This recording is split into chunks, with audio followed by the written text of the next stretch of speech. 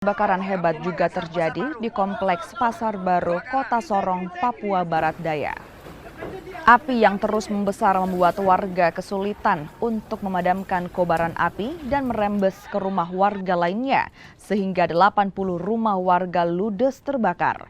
Api akhirnya padam setelah 3 jam berkobar. Warga yang rumahnya terbakar hanya bisa pasrah lantaran tidak dapat menyelamatkan harta benda mereka. Sementara itu, polisi telah memasang garis pembatas di lokasi untuk penyelidikan. Kebakaran diduga akibat kompor minyak dari rumah salah satu warga. Karena masih belum padam, apinya belum berpadam. Jadi olah TKP belum selesai. Jadi memang identifikasi awal dari kompor minyak. Tapi ya untuk lebih pastinya menunggu hasil olah TKP dulu karena olah TKP belum selesai.